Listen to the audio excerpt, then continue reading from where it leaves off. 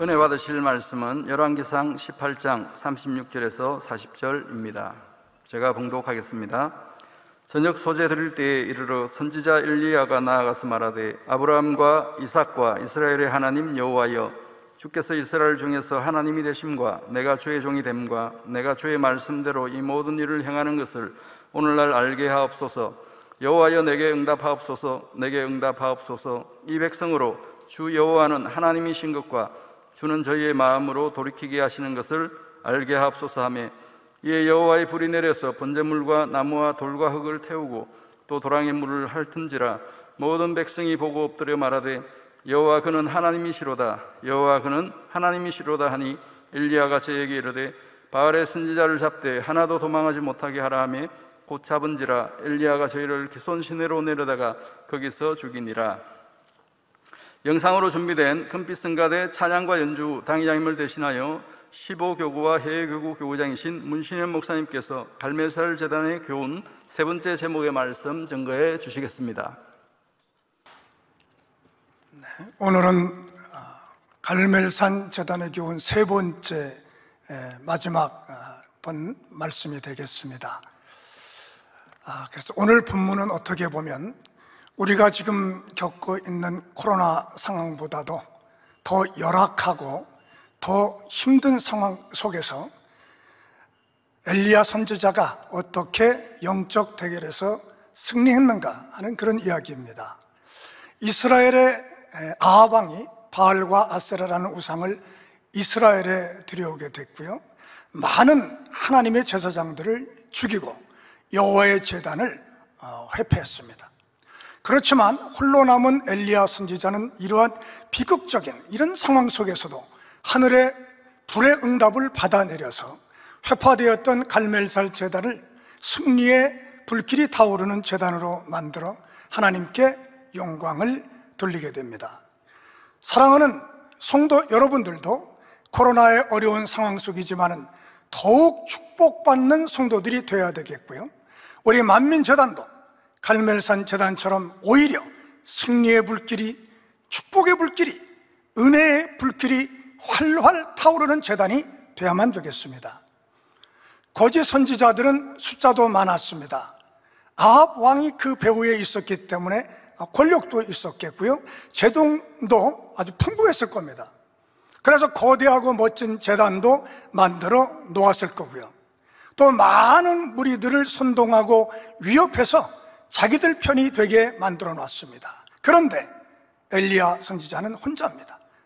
마음을 좀 같이하며 도와주는 사람도 하나도 없었습니다. 권력도 없습니다. 재물도 없습니다.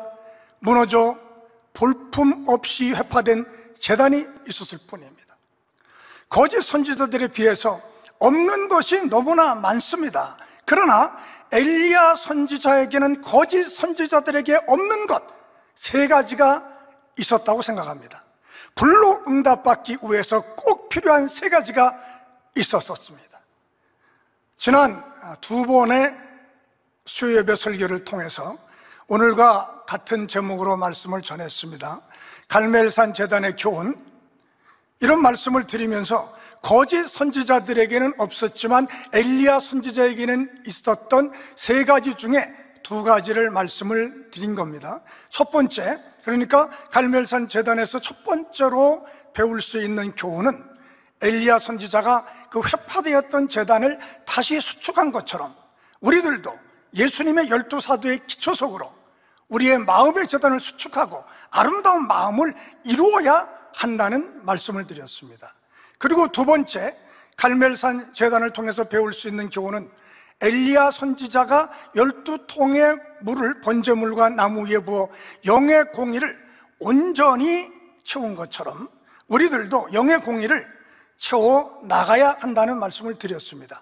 오늘은 이제 마지막 세 번째, 그러니까 거짓 선지자들에게는 없지만은 엘리야 선지자에게는 있는 그 세 가지 중 마지막 것을 말씀을 드리는 시간인데요, 그것은 다름 아닌 권능입니다.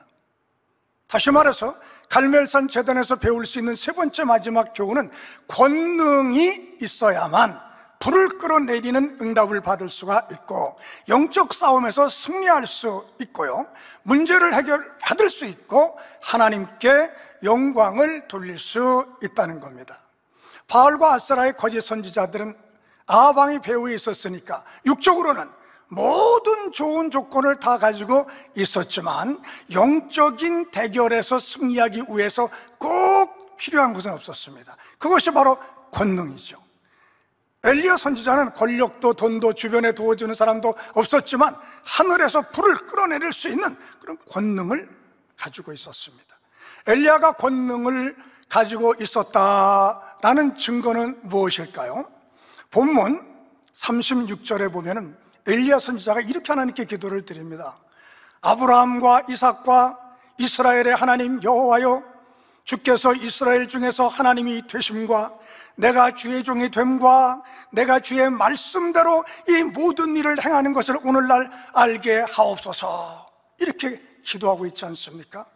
여기서 엘리야는 한 세 가지를 구하고 있는데요, 여호와께서 이스라엘의 하나님인 것과, 또 내가 하나님의 참종, 참 선지자인 것과, 또 내가 행하는 것은 하나님의 말씀대로 행하는 것을 보여주옵소서, 이렇게 세 가지를 구하고 있습니다. 자, 그렇다면 엘리야가 이렇게 구한 이 세 가지를 증명하기 위해서는 어떻게 하면 될까요?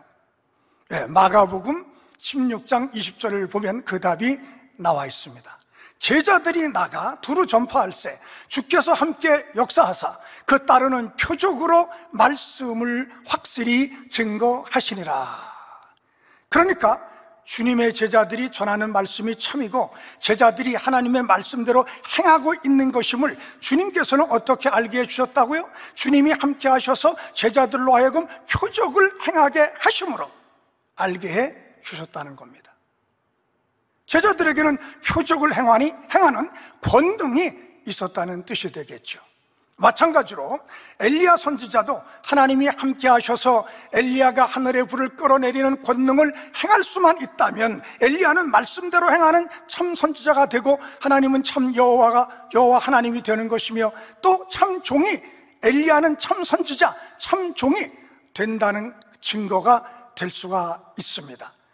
어떻게 됐습니까? 결국 엘리야는 하늘에서 불을 끌어내릴 수가 있었고요, 그리고 이런 이적을 행할 수가 있었고요, 그렇기 때문에 엘리야는 권능을 가지고 있었다는 증거가 되는 것이죠. 역사상에 이제 많은 신학자들과 철학자들이 있습니다. 고대 철학자, 우리가 좀 잘 알고 있는 소크라테스나 플라톤 이런 분들로부터 해서 현대에 이르기까지 좀 얼마나 많은 좀 훌륭한 신학자나 철학자들이 있겠습니까? 그런데 그 많은 분들 중에서 저는 그 덴마크 출신의 쉐렌 키엘케고라는 분이 있는데요, 이분을 저는 아주 좋아합니다. 키엘케고르는 1800년대 초 신학자 겸 철학자인데요, 실존주의의 아버지다, 이렇게 지금 불려지고 있죠. 무신론적인 그 철학자가 아니고요, 하나님을 믿는 유신론적 실존주의 철학자였기 때문에 제가 좋게 이렇게 생각을 합니다. 설교 중에 철학 얘기까지 하는가, 이렇게 생각하는 성도님도 있을 수 있겠지만은 제가 그런 어려운 얘기를 하려는 게 아니고요, 예화로 한번 얘기해 보려고 하는 겁니다. 지난 그 금요 철야 시간 우리 당회장님께서 요한일서 강의를 해주셨죠. 저는 그 말씀을 듣다가 아주 굉장히 큰 감동을 받았습니다. 왜냐하면 당회장님께서 말씀을 증거하시면서 우리 만민교회는요, 마지막 때에 이 종교 개혁을 해야 한다고 그렇게 말씀을 하시는 겁니다. 종교 혁명이라는 혁명이라는 단어까지 이렇게 쓰시면서 그렇게 말씀하시더라고요. 왜 그렇게 큰 감격을 또 그 시간에 제가 했냐면요, 제가 이제 신학교에서 종교 개혁에 대해서 좀 강의를 했었거든요. 그래서 중세 그 카톨릭에 대항을 해서 신앙이 참 신앙이 많이 왜곡되지 않았습니까? 면죄부도 사야 구원받는다고 하고 행위로 구원받는다고 막 이런 여러 가지 성경적이지 않은 게 많이 있었어요. 그러니까 종교 개혁을 일으킨 개혁자들이 최초로 뭘 했냐면요, 이 성경을 자기 나라 언어로 읽을 수 있게 하는 그런 개혁을 한 거예요. 왜냐하면 가톨릭의 사제들만 그 성경을 읽을 수 있었거든요. 라틴어로 돼 있었기 때문에 모든 성경이 라틴어로만 돼 있으니까 일반인들은 뭐 글을 모르니까 못 읽어요. 그러다 보니까 이제 영국의 개혁자는 이걸 영어로 번역을 성경을 하고, 또 뭐 독일에서는 또 독일어로 번역을 하고, 뭐 이런 식으로 해서 성경을 번역하는 그런 일을 했습니다. 그렇게 해야 성도들이 성경을 보면서 지금 우리가 신뢰하는 이 신앙이 참 신앙이 성경적이 아니구나, 이걸 깨달을 수 있어서 개혁이 가능하기 때문에 그런 운동을 먼저 했었거든요. 근데 놀라운 것은요, 성경을, 라틴어 성경을 영어로 번역했다고 해서 뭐 예를 들어 위클리프라고 하는 그런 그 개혁자는요, 그분이 이제 번역한 그 영어 성경을 목에 걸고요, 그 세력들에 붙잡혀가지고 화형을 당했어요. 영어로 성경을 번역했다고요. 또 다른 개혁자들도 마찬가지예요. 참수형을 당하고 성경을 번역했다고요. 뭐 깊은 어떤 다른 해석을 했다는 게 아니고 번역했다는 것 자체로 그런 희생과 곤욕을 치러서 지금 우리가 사실은 가톨릭이 하는 이 기독교 신앙생활을 할 수 있는, 그래서 그분들이 그 개혁의 문을 그렇게 열어놓은 겁니다. 자, 그런데 지금 우리들은 어떻습니까? 단순히 뭐 번역된 성경만 갖고 있는 게 아니라 우리 당회자님께서 하나님께로부터 깊은 말씀을 받아서 성경 66권을 자세하게 깊게 영적으로 풀어주시지 않았습니까? 이런 말씀이 어디에 있습니까? 당회장님의 권능을 통해서 성결의 복음이 참인 것임을 다 알려주시지 않았습니까? 그래서 저는 그 수업 시간에 이걸 가르치면서 제가 뭐라고 했냐면, 여러분, 우리 학생 여러분, 우리가 개혁자가 돼야 됩니다. 한국교회, 세계교회의 이 참된 것, 이 성결의 복음, 목자의 권능, 이거를 알리기 위해서 정말 개혁자 정신을 갖춰야 됩니다. 여러분, 저는 정말 이 성결의 복음과 당회장님의 권능의 참임을 알았기 때문에 저는 생명을 걸고 이걸 외치려고 하고 있습니다. 개혁자 정치로 살아갈 것을 저는 결심을 내렸습니다. 학생 여러분들도 종교 개혁자들처럼 생명 걸고 이 시대의 좋은 개혁자가 돼야 됩니다. 이렇게 제가 한 두세 주 전에 강의 시간에 좀 했었거든요. 근데 그러면서도 한편으로는 성결의 복음만 가르치면 되지 뭐 중세 종교개혁까지 이렇게 내가 가르칠 필요가 있었겠나, 이런 걱정되는 마음도 한구석에 있었었거든요. 그런데 지난 금요 철야 시간에 당회장님께서 마지막 때에 우리 만민이 종교개혁을 해야 된다고 하시면서 또 그렇게 물어보기도 하셨잖아요. 여러분, 그럼 누가 종교개혁을 해야 되나요? 바로 여러분들이 하셔야 됩니다. 이렇게까지 답을 해주셨잖아요. 제가 얼마나 깜짝 놀랐는지요. 그래서 저는 나도 하나님의 주관을 그래도 잘 받았었구나. 그래서 그 희열과 기쁨이 찾아오더라고요. 자, 이 얘기를 제가 왜 하냐면요, 키엘케고르가 물론 종교 개혁자는 아니지만 신학자, 철학자로서 그 당시에 그 교회, 그 덴마크 교회죠, 그 교회의 신앙에 대해서 바른 얘기를 많이 했습니다. 그래서 제가 키엘케고르 얘기를 해도 뭐 되겠구나, 이런 생각이 들었습니다. 제 기억으로는요, 고등학교 때 사회 시간인가 도덕 시간에 철학자들 중에는 무신론적 철학자가 있고 유신론적 철학자가 있는데, 유신론적 철학자는 대표적인 인물이 키엘케고르다, 이렇게 배웠던 기억이 어렴풋이 납니다. 여러분도 그런 기억이 나시죠? 그러니까 모르는 사람 얘기하는 게 아니라서 제가 예화를 한번 얘기를 해보는 거예요. 자, 그러면서 저는 이 설교를 준비하면서 만약에 이 키엘케고르가 우리와 같은 시대에 우리와 함께 살았다면은 키엘케고르가 우리 만민교회 성도가 되었을 것 같다, 이렇게 제가 생각이 들었습니다. 키엘케고르가 살았던 당시는 이제 중세에서 근대로 이렇게 넘어오는 그런 시대인데요, 그 당시에는요, 이성과 지식, 이 관념을 앞세운 객관적인 지식, 보편적인 지식이, 그러니까 누구나 다 믿고 인정하는 그런 지식이 참 지식이며 참 진리라고 그렇게 생각했던 시대입니다.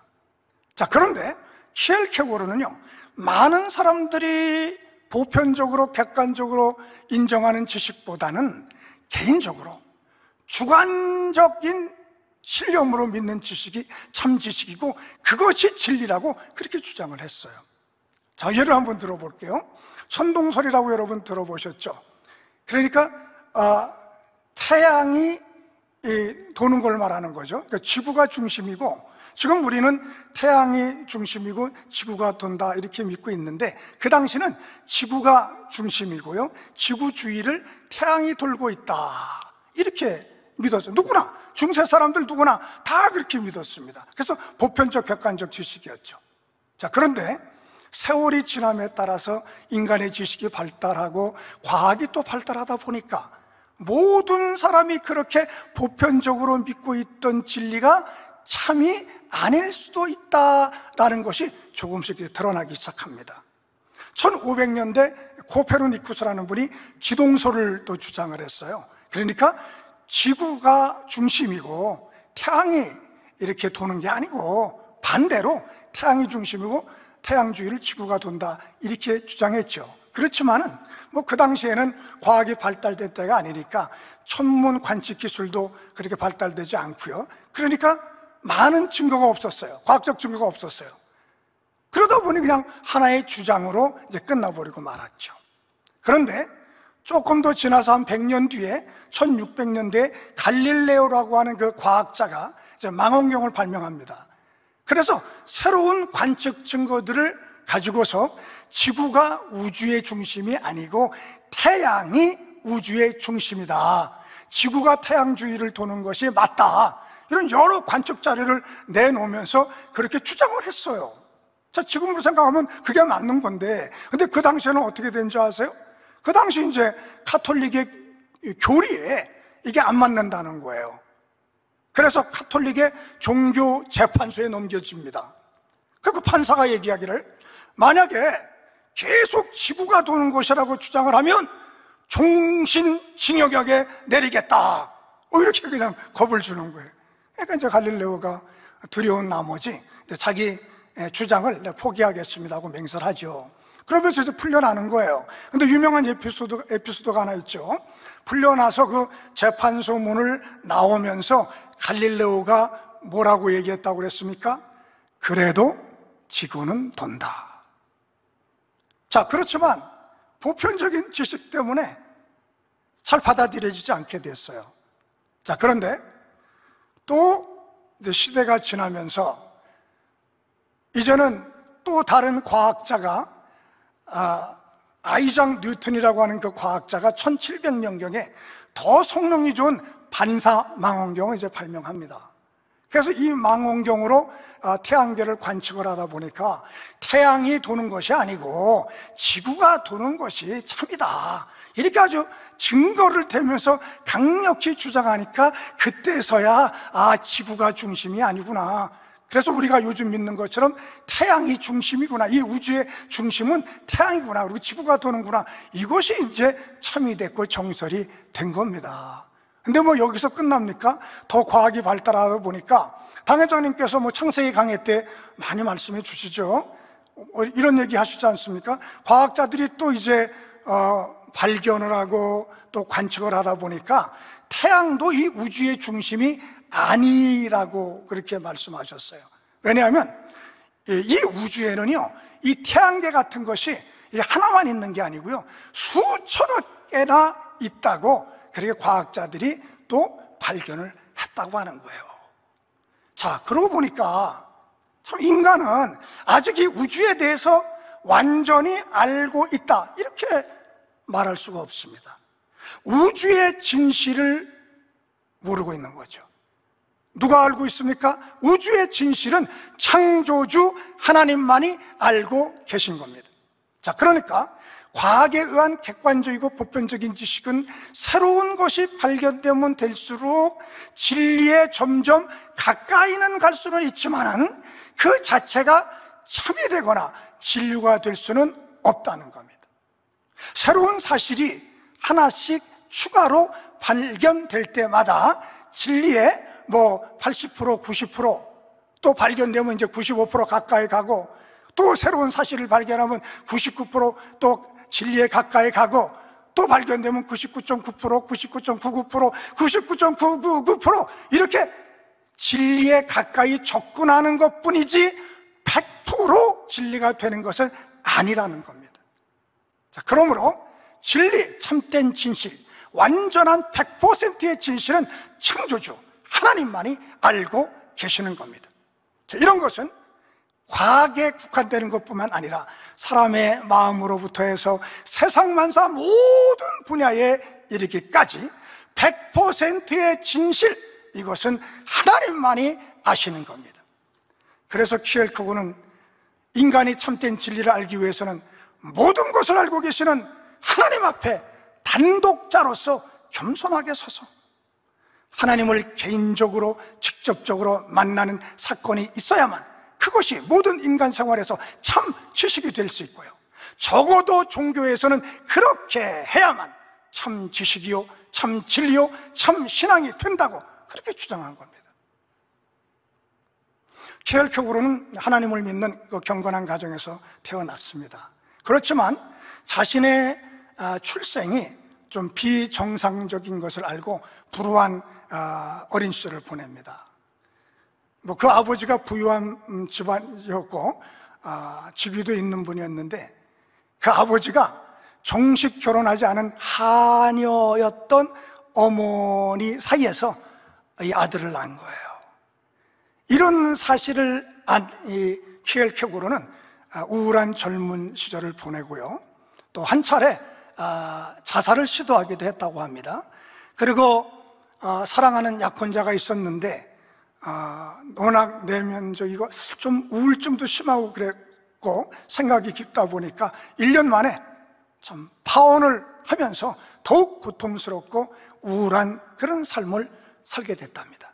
자, 그 당시 덴마크 국교회가 있었는데요, 아주 웅장하고 큰 성전이 있고요, 또 주의종들도 아주 근엄하게 아주 장중한 가운을 입고 엄숙하게 행사를 아주 거대하게 치르기도 하는데요, 정작 키엘케고르는 자신의 우울증과 상처난 마음, 이 삶의 고통을 교회가 해결해 주지 못하는 것을 보고, 아무리 교회에서 객관적인 지식으로 하나님은 전지전능하시고 무소부재하시고 하나님의 사랑은 한이 없으시다 이렇게 가르쳐도 그것이 나의 고통과 나의 아픔을 해결해 주지 못하고 나의 삶의 행복을 가져다 주지 못한다면 그 하나님의 위대하심과 전능하심이 나와 무슨 관계가 있는가 하는 이런 괴리감이 생기게 됐습니다.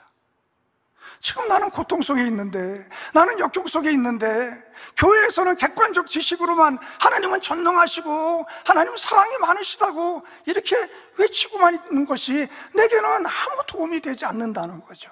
그래서 지금 현재 여기에 살고 있는 나의 삶, 이런 걸 우리가 실존, 좀 어렵죠 말이? 네, 실존이라는 말로 표현을 합니다. 그래서 키엘케고르는 자신의 이 실존의 문제를 하나님께로부터 해결받기를 원했습니다. 지금 여기서 고통 가운데 울고 있는 나의 이런 불행한 삶 속에 하나님이 들어오셔서 역사해 주심으로 나의 문제를 해결해 주시는 그런 실제적인 하나님을 만나기를 원했던 것이죠. 그래서 역사적으로 우리가 키엘케고르를 최초의 이제 실존주의자요, 실존주의의 아버지라 이렇게 부르는 것이거든요. 키엘케고르는 참 안타깝게도 42세의 젊은, 그러니까 42세면 젊은 편 아닙니까? 그 젊은 나이에 이제 병에 걸려서 병원에 입원해 있다가 그만 죽고 말았습니다. 그 당시 덴마크 국교회는 교리와 형식만 남은 교회였고 기사와 표적이나 권능이 나타나는 교회가 아니었기 때문에 키엘케고르가 하나님을 믿기는 믿었지만은 비교적 젊은 나이에 치료를 받지 못하고 그냥 죽은 것이 저는 참 안타깝게 생각이 됐습니다. 그래서 제 생각에 이 키엘케고르 이분이 우리가 살고 있는 이 시대에 태어났다면 이 성결의 복음과 이 당회장님의 권능으로 영육간에 치료받아서 젊은 나이에 죽지 않을 수도 있었고, 더 만민교회 성도가 돼서 행복하게 신앙생활을 하면서 더 많은 업적을 좀 이 세상에 남기지 않았었을까? 이렇게 생각이 돼서 좀 장황하게 이렇게 말씀을 드린 거예요. 오늘날 우리 한국교회의 모습은 어떻습니까? 신앙이 교류화되고 형식화되지 않았습니까? 말은 많은데 말씀에 권세는 없고요, 노래는 있는데 찬양에 감동은 없고요, 사람은 많은 것 같은데 참 하나님의 자녀는 없는 이런 모습이 우리 한국교회의 모습이 아닌가, 더 나아가 세계교회의 모습이 아닌가, 이렇게 생각해 봅니다. 하나님의 은혜와 능력, 사랑과 축복을 이곳에 살고 있는 바로 나에게, 우리 성도들에게 연결시켜주는 역할을 하는 것이 무엇입니까? 그것이 권능인 겁니다. 권능이 하나님께로부터 나와서 하나님과 인간 사이의 매개체가 되어서 인간의 실존의 문제, 나의 삶의 문제를 해결해 주는 것입니다. 우리 당회장님께서도 권능의 가장 큰 역사는 사람의 마음을 변화시키는 것이라고 말씀하셨죠. 권능이 인간의 문제를 해결해 주시는 것 중에서 그 첫 번째 되는 것이 사람의 마음을 변화시켜 줄 수 있는 것이라고 하셨습니다. 겉만 변화시키는 것이 아니라 이 속까지, 육체뿐 아니라 우리 마음까지 완전히 치유해 주시는 능력이죠. 본문 37절을 보면 후반절에 이런 말씀이 있습니다. 이 백성으로 주 여호와는 하나님이신 것과 주는 저희의 마음으로 돌이키게 하시는 것을 알게 하옵소서 하매라고 되어 있습니다. 본문에서도 엘리야 선지자의 권능으로 불이 임하니 바알과 아세라의 거짓 선지자 편에 서 있던 이스라엘 백성들이 마음을 돌이켜서 여호와 하나님께로, 그리고 엘리야 선지자에게로 돌아서는 것을 볼 수가 있습니다. 성경에 그 숫자가 얼마라고는 기록되어 있지 않기 때문에 확실히는 모르겠지만은요, 엘리야 선지자 말고는 대부분이 백성들이 아합 왕과 바알과 아세라 거짓 선지자들 편에 서 있었으니까, 그리고 아합 왕이 행차를 하고 엘리야 선지자가 지금 갈멜산에 있다 이렇게 소문이 났었을 테니까 많은 이스라엘 백성들이 모이지 않았겠습니까? 정확한 숫자는 모르지만 수천 명을 넘어서 수만 명, 수십만 명까지도 그냥 산 아래 쫙 모여 있다고 생각할 수도 있지 않겠습니까?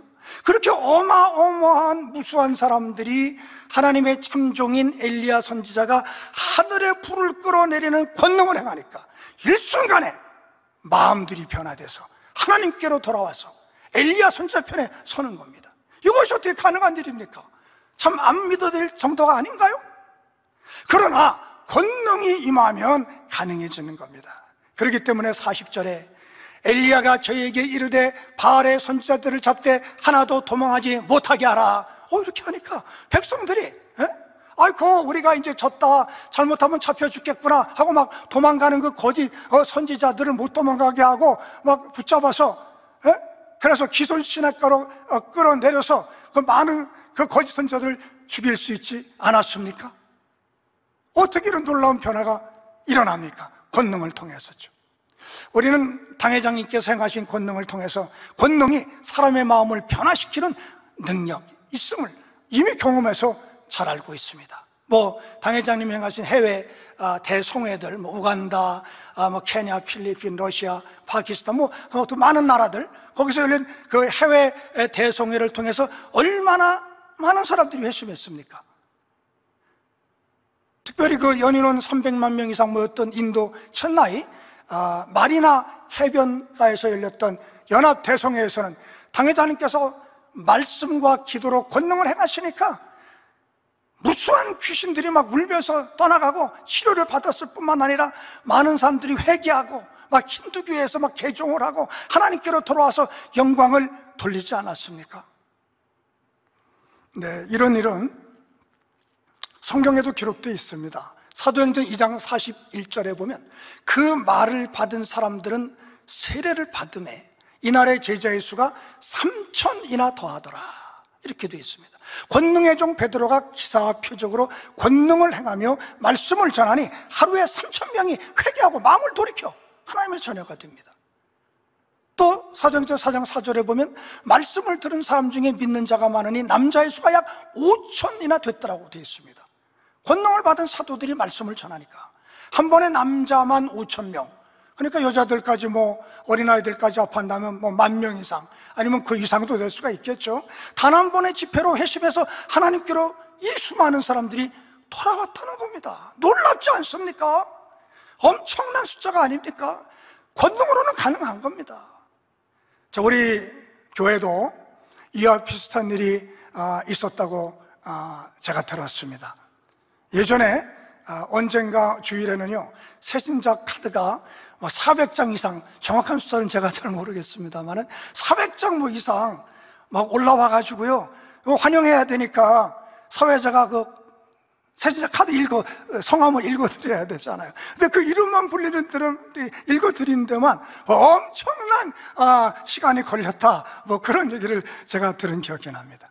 자, 그러나 우리 당회자님께서 이제 재창조의 권능 100%를 가지고 나오시면 그런 것이 문제가 아니고요, 초대교회와 같이 한 주에 3,000명, 5,000명의 새신자가 나오고 전국 전 세계 우리 만민의 지교회까지 다 합한다면 한 주에 3만 명, 5만 명 그 이상으로 새신자가 나올 수 있다고 저는 믿고요, 또 저는 그렇게 지금 기도를 하고 있습니다.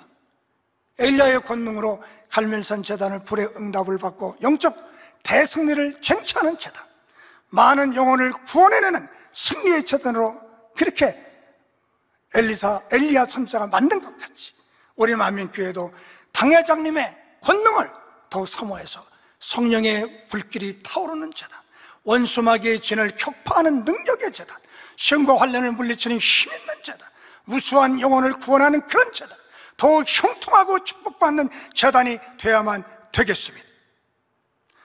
이렇게 하기 위해서 우리가 꼭 해야 할 일이 하나 있습니다. 그것은 당회장님의 권능을 잊지 말고 기억하고 마음에 새겨야 하는 겁니다. 이렇게 하기 위해서 어떻게 하면 좋을까요? 지난 세월에 일어났었던 당회장님의 권능들을 자주 마음에 떠올리고 고백해보고 서로 이야기의 주제로도 삼아 대화도 많이 그렇게 좀 해야 되겠습니다. 그렇게 해야 기억이 잘 되지 않겠습니까? 당회장님도 안 계시는데 왜 권능 하느냐, 이렇게 하시는 분은 없으시겠죠? 우리 성도님들은 그런 분이 한 분도 안 계실 줄로 믿지만 혹시나 해서 말씀드려요.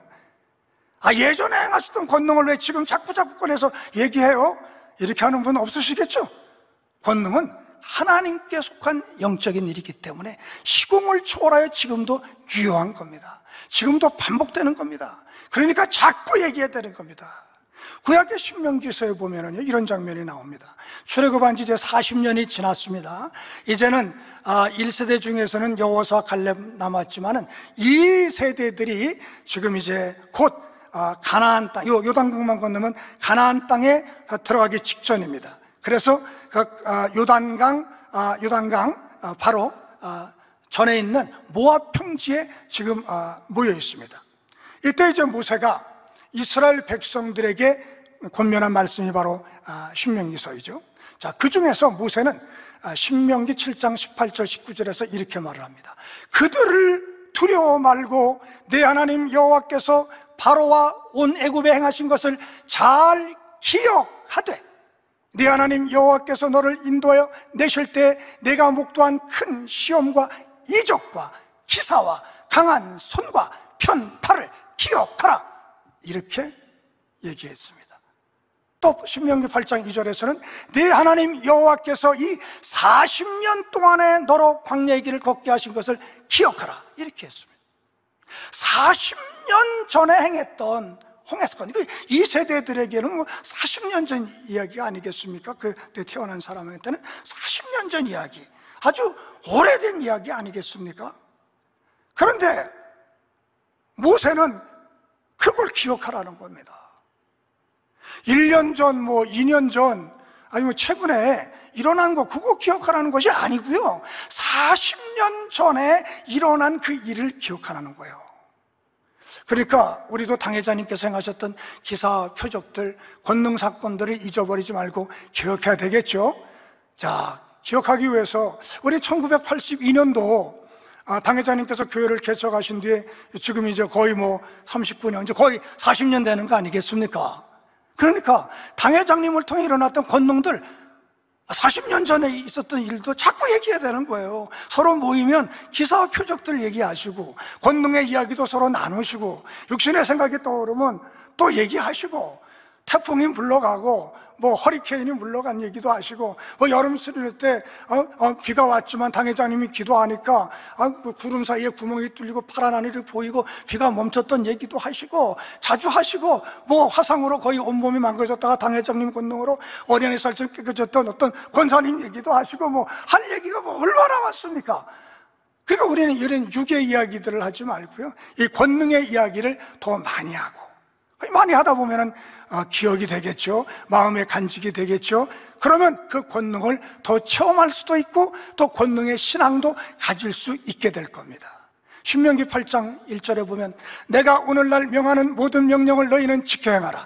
그리하면 너희가 살고 번성하고 여호와께서 너희 열조에게 맹세하신 땅에 들어가서 그것을 얻으리라, 이렇게 말씀합니다. 이 말씀처럼 우리도 번성하는 축복을 받게 될 것이고, 이스라엘 백성들이 가나안 땅에 들어가듯이 우리 앞에도 가나안 성전 시대가 활짝 열려지게 될 줄을 믿습니다.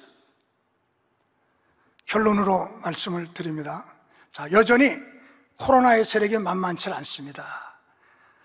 그런데 저는 코로나는 언제든 반드시 또 인간의 노력으로 정복이 되리라고 봅니다. 제가 얘기하는 게 아니라 전문가들이 그렇게 얘기를 하죠. 독감이 이렇게 정복되듯이 코로나도 이제 그렇게 될 것이라고 얘기하지 않습니까? 하나님이 유괴 법칙에 의해서 인간에게 지혜와 지식을 줬기 때문에 그 의학과 과학의 능력으로 이제 백신을 만들면 시간이 언제인지 잘 모르겠지만은 결국은 코로나를 지배할 수 있게 되리라고 봅니다.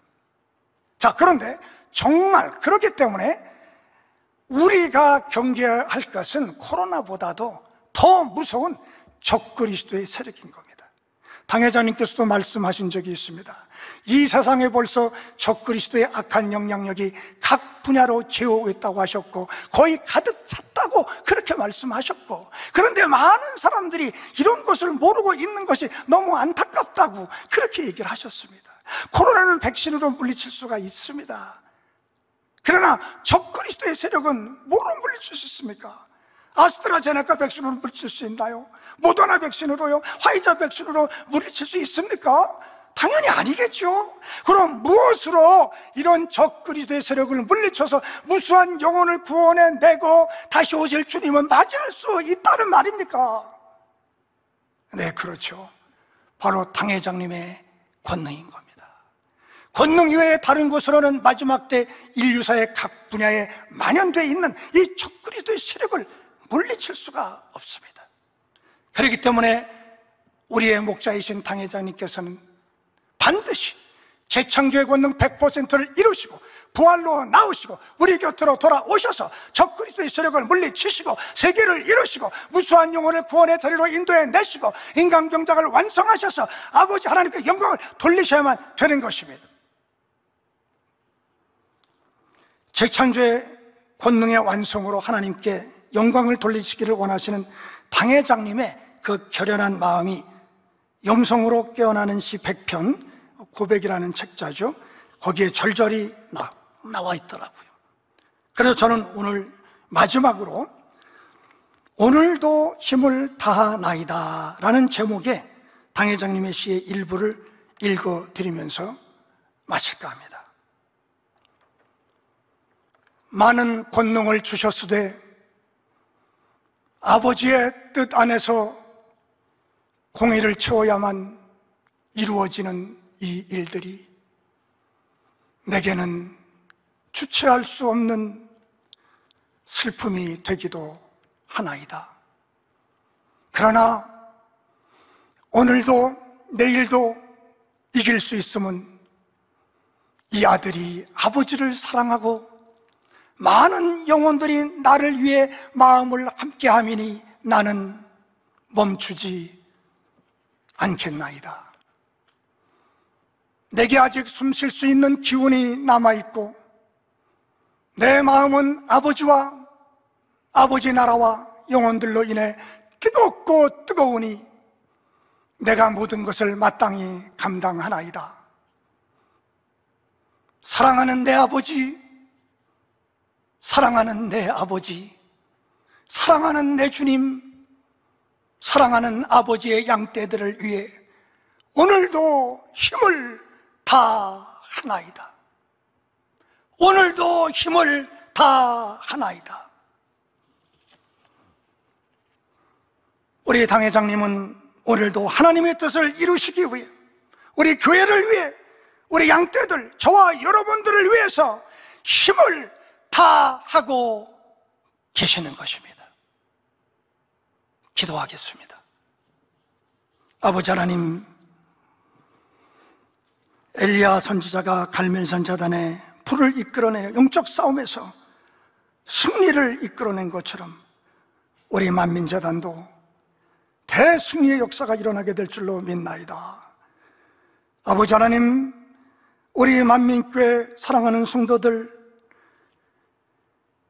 이 마음을 새 예루살렘 12기초 속으로 변화시켜 주옵시고 하나님이 원하시는 공의를 채우게 하시고 당회장님의 권능의 역사, 성결의 복음, 아름다운 사랑으로 세계를 이루고 영육간에 축복받게 역사하여 주옵소서.